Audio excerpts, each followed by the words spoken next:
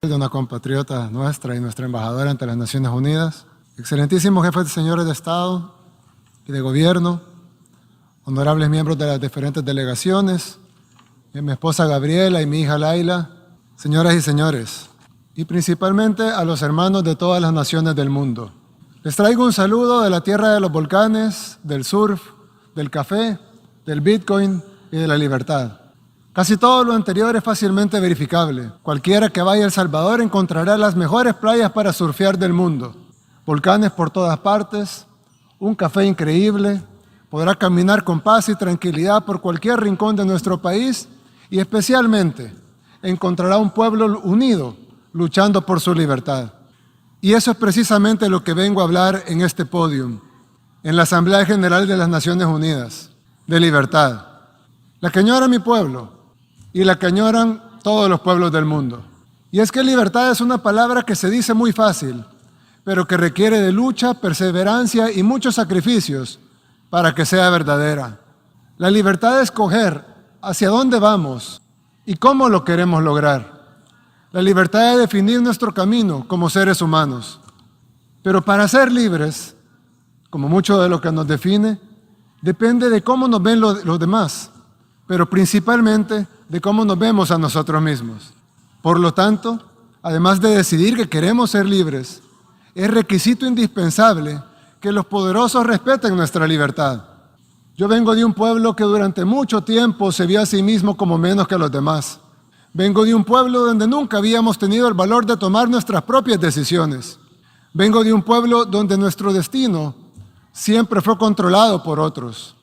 Vengo de un pueblo que solamente es dueño del país más pequeño del continente americano y que incluso esa pequeña propiedad sobre ese pedacito de tierra que apenas se ve en el mapa no es respetada por países que tienen muchísimo más territorio que nosotros, muchísimo más dinero y muchísimo más poder y que piensan correctamente que son dueños de sus países, pero piensan incorrectamente que también son dueños del nuestro.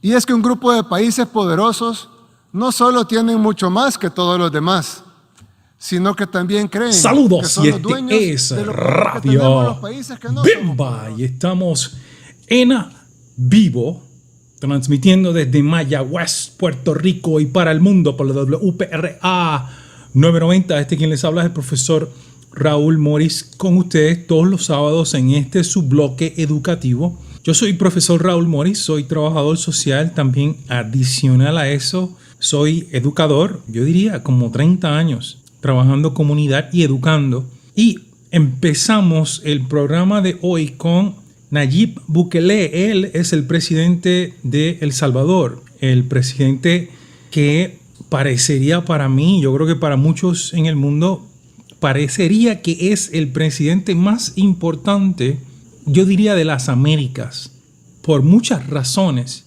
Pero un breve detalle sobre lo que ha estado ocurriendo en El Salvador. En El Salvador, muchos recordarán que El Salvador es por décadas uno de los países más violentos en el planeta. Las cifras de asesinatos a diario, semanales, mensuales, son cifras de guerras en cualquier parte del mundo. O sea, cientos y miles de personas asesinadas a diario en El Salvador. Igualmente, uno de los países más pobres de las Américas, y cuando hablo de las Américas incluyo el Caribe, el continente entero. Y también es uno de los países donde en los últimos meses, bajo el mandato de Nayib Bukele, ha hecho unas transformaciones realmente impresionantes.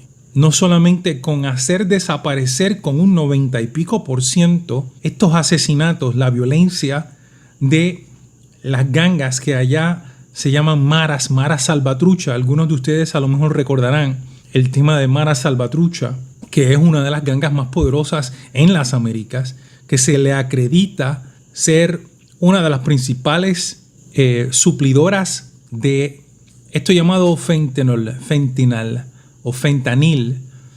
que es una de las drogas horribles que lleva en Estados Unidos yo creo que ya va varias décadas y que tiene un agarre con la adicción en las calles. Son cosas que rara vez se ven en los periódicos locales en Puerto Rico. Ustedes saben, no tienen una finalidad ni de educar, ni de compartir información, ni ser educadores. No, ese no es función de los periódicos. El periódico local y todos los periódicos locales, en su gran mayoría, son periódicos que están allí para establecer el establishment, el status quo, el desmadre, y aplaudirlo y esconder las verdades. Y eso lo sabemos por décadas.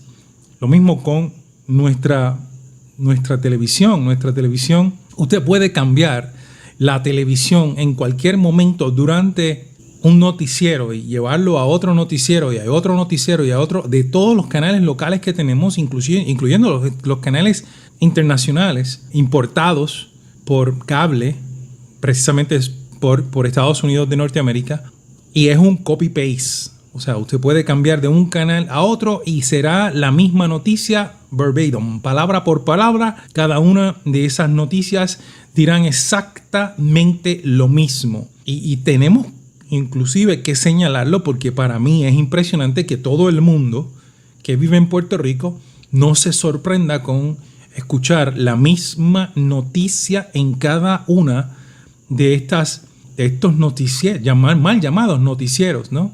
Con anclas de tan alto respeto y admiración, a los cuales hemos estado a lo mejor viendo por últimos 30, 20 en la prensa local, que tienen 30 años. Es impresionante, ¿no? Ver que ellos tampoco tienen la libertad de expresión para poder hacer, concluir, dar noticias diferentes. Tiene que haber una contestación clara, pero nadie la está exigiendo. Nosotros estamos haciendo la acusación y a nosotros no nos van a dar esa contestación sobre los y por qué esto se da, ¿no? No es posible que tú tengas editores, no es posible que tú tengas anclas, no es posible que tú tengas periodistas y que todos estén repitiendo la misma noticia. Eso no es posible. Pero sin embargo ocurre esto aquí y en los Estados Unidos, con las miles de diferentes estaciones que repiten exactamente lo mismo. Estos experimentos se han hecho allá por mucho. Oye, ¿y por qué empezamos con el tema de Nayib Bukele?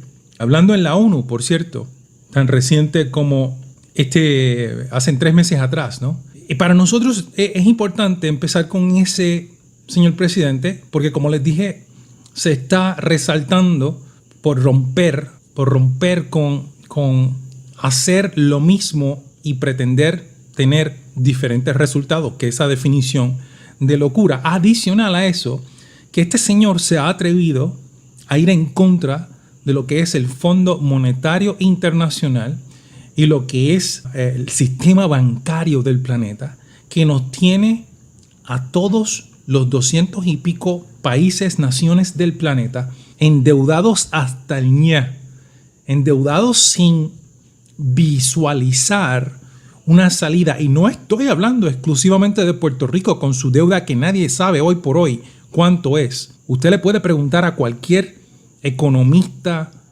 que admire en Puerto Rico, pregúntele cuál es la deuda y todos tendrán la misma expresión en la cara de confusión y perplejidad. Nadie sabe, y nadie sabe lo que está pasando con esto de la Junta de Control Fiscal, que otro año más pasa, y ustedes recordarán, algunos de ustedes aplaudieron la Junta de Control Fiscal porque pensaban que venía a Puerto Rico a resolver los problemas que ustedes han dejado florecer. Y cuando digo ustedes, son los que votan en las elecciones por seguir votando por los mismos ineptos, los mismos corruptos, los mismos bandidos, los partidos que los han pasado a usted por la piedra por décadas. Y hoy el tema es la economía. Este 2022 ha sido uno de los años más difíciles en la economía puertorriqueña, más difíciles en la economía de Estados Unidos y más difíciles en las economías del mundo. Hoy por hoy, Wall Street y todas las otras casas de intercambio, estos en Europa, en Japón, en la China, en Rusia, todos estos lugares parecidos a Wall Street, que son el lugar donde se intercambian los productos que nosotros consumimos, nosotros y el planeta consume. Ahí es que se canjean, se compran, se venden a diario. Bueno, sepa usted que la economía o las economías del planeta están en una situación complicadísima. En países como Inglaterra, en países como Alemania, en países como Francia, están racionando, limitando el uso de electricidad en los edificios públicos porque carecen del dinero y carecen del petróleo y carecen del gas por esta llamada guerra, con mucha cautela, proxy war, guerra proxy de Estados Unidos, Ucrania y Rusia. Esta gente han estado pasando la decaín, su economía en doble dígito. En Inglaterra creo que estaba en un 12%, 10, 11%. Esto llamado la inflación, economía desastrosa. Bueno, con que han tenido creo que 3 primer ministros en los últimos 5 meses. Con el primer ministro, esta primera ministro que tuvo que renunciar en cuestión de semanas. Un bandido corrupto que ganó también tuvo que renunciar en cuestión de semanas. Y el actual, que es el primer ministro hindú de Inglaterra, aparecería que todavía se sustenta y veremos qué ocurrirá en los próximos meses. Porque están endeudados hasta más no poder. Añado que la guerra ha afectado a todos esos países en Inglaterra y por ende estos países han tenido que endeudarse aún más, resaltando sus economías para mantener esa guerra en Ucrania, dándole dinero a los ucranianos para que luchen, peleen, armamento, bombas, aviones, drones, una cosa bárbara. Que me parece en la historia reciente yo no he visto. No se me ocurre ni un solo incidente donde países estén manteniendo abiertamente la guerra sin involucrarse. Y países que supuestamente no están, incluyendo Estados Unidos, que ya ha enviado cientos de billones de dólares a la economía ucraniana, armamento, aviones, tecnología, hasta su sistema de espionaje, la CIA y toda esta otra burundanga que ocurre, han estado respaldando y ayudando en contra de Rusia.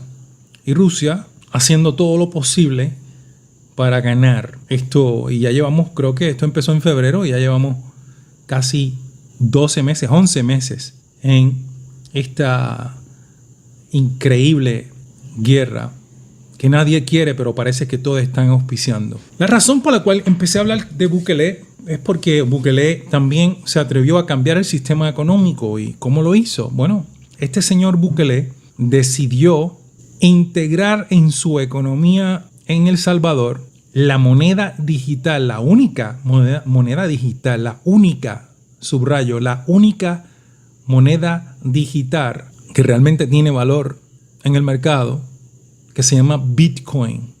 Para los que no saben lo que es Bitcoin, ustedes, hago un paréntesis, nosotros somos parte de un colectivo, hablo nosotros, este servidor y otros compañeros puertorriqueños, donde hemos estado educando sobre lo que son las criptomonedas, la tecnología de blockchain y ledger, que es la tecnología que está detrás de Bitcoin, y otras fichas que no son dinero, que son fichas, también usan esta tecnología. La diferencia entre Bitcoin y estas fichas, incluyendo Ethereum, incluyendo Doji, incluyendo más de 12,000 diferentes fichas, que cada una de esas fichas representa un proyecto. Un proyecto pudiera ser económico, pudiera ser investigativo, pudiera ser un proyecto de educación, pudiera ser un proyecto de tecnología. O sea, son 12,000 proyectos con diferentes equipos. Esas son fichas. Y las fichas se venden para poder monetizar, para poder respaldar económicamente estos proyectos. En el caso de Bitcoin, Bitcoin se compara con oro. ¿Y por qué? 21 millones de Bitcoins, y de esos 21 millones de Bitcoins, 19 ya han sido creados. La conversación de cómo funciona esto de la tecnología de blockchain es complicada, pero no tanto. Es importante que sepan que es una tecnología que no requiere administración alguna, que funciona independiente de cualquier banco o sistema bancario del mundo. Es una tecnología que se autorregula, es una tecnología que es imposible o casi imposible hackear, y es una tecnología que se alimenta. Estos individuos llamados mineros tienen la responsabilidad de resolver unas ecuaciones cada vez que alguien hace algún tipo de transacción usando Bitcoin. Las ecuaciones, o sea, problemas matemáticos, se convierten más y más complejos, por ende más y más difícil para resolver, o cada vez que se resuelve alguno de estos, de que cada una de esas transacciones, o sea, cuando alguien compra un producto usando Bitcoin, eso se convierte en un acertijo, se convierte en una ecuación que se resuelve a nivel de competencia con estos individuos llamados mineros a nivel mundial.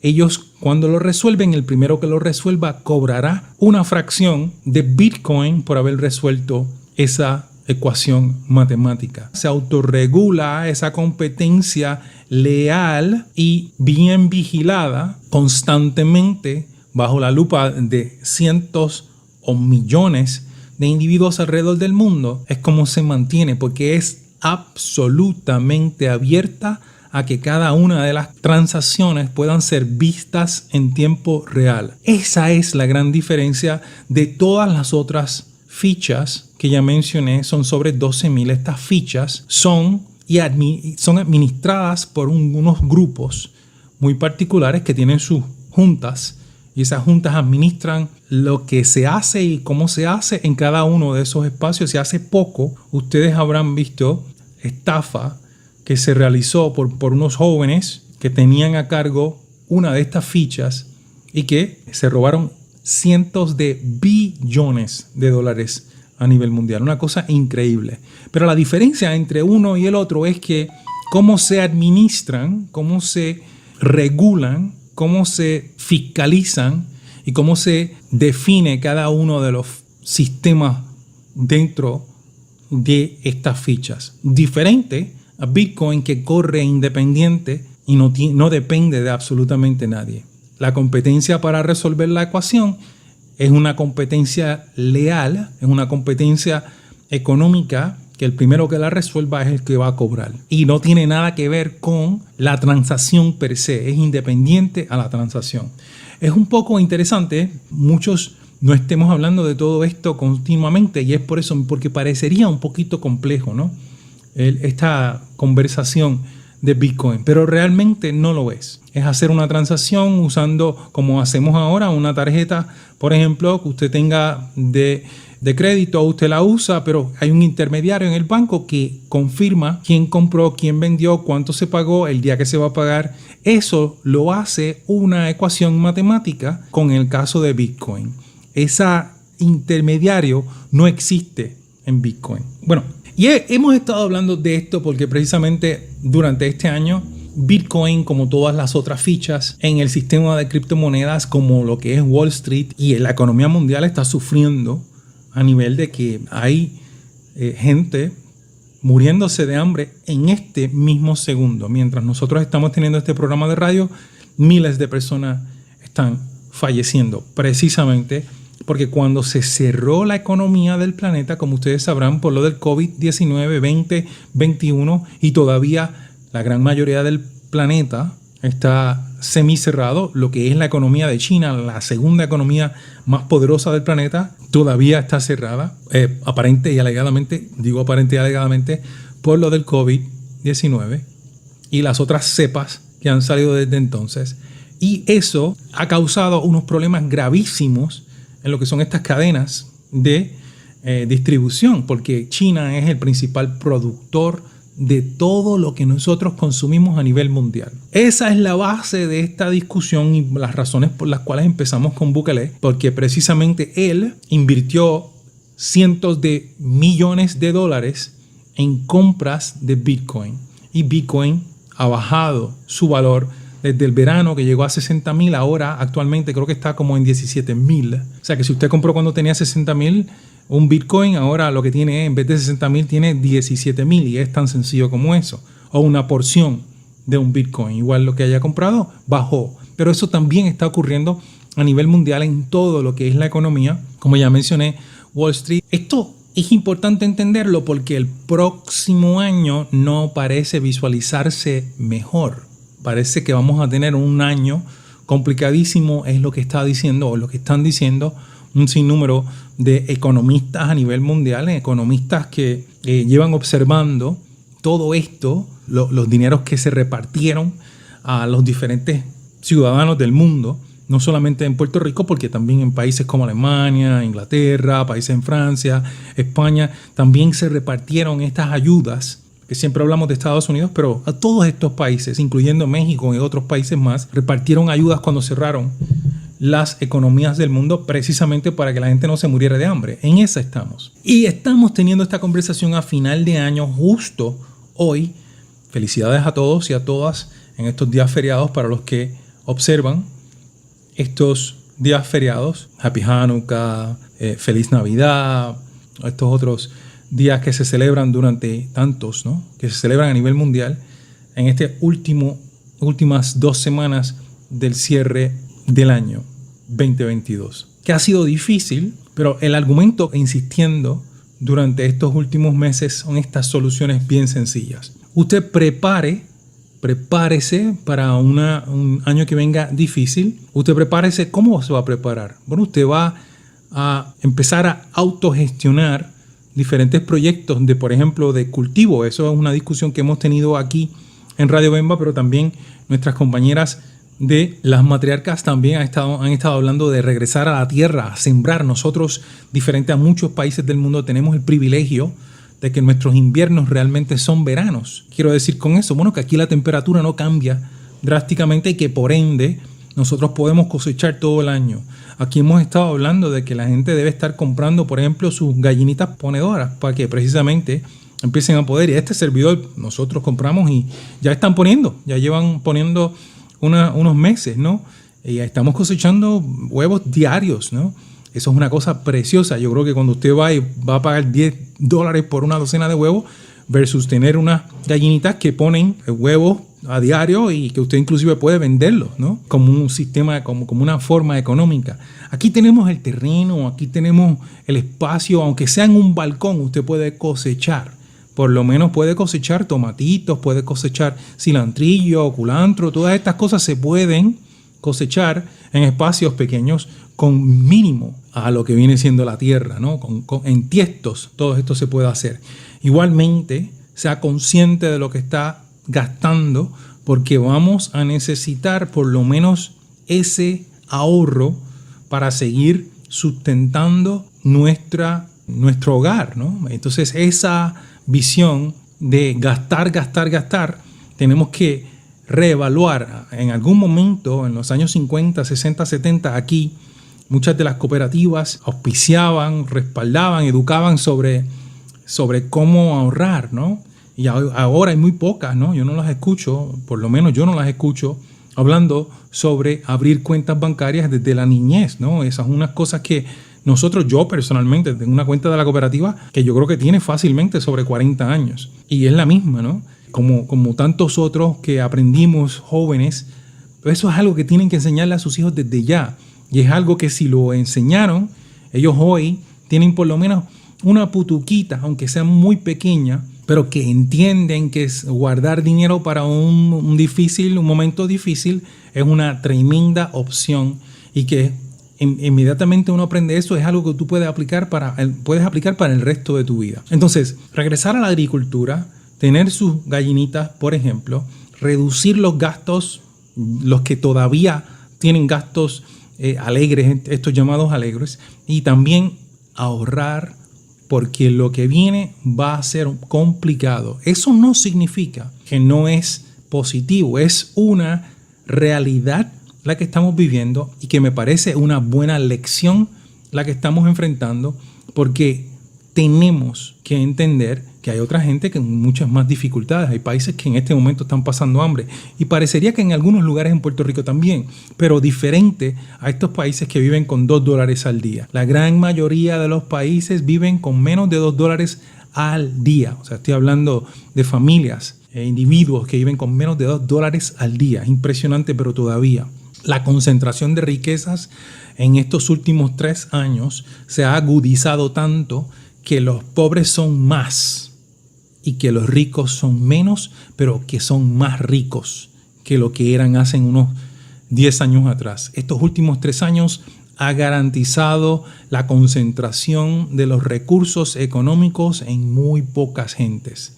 Y eso porque cuando cerramos, estas personas multibillonarios tomaron ventaja por sus conocimientos, precisamente de ahorrar, pero también de explotar. Gente, que tengan un gran día, un gran fin de año. Bendiciones para ustedes, mucha salud, que esa es la riqueza prioridad que tenemos y debemos disfrutar todos los días. Nuestras familias, eso sí que aprendimos durante el cierre del COVID, la importancia de amarnos y de protegernos. Esa es la gran enseñanza de este 2022. Gracias por estar con nosotros y este es otro programa desde aquí, desde Mayagüez, Puerto Rico, Radio Bimba. Bendición y cuídense mucho.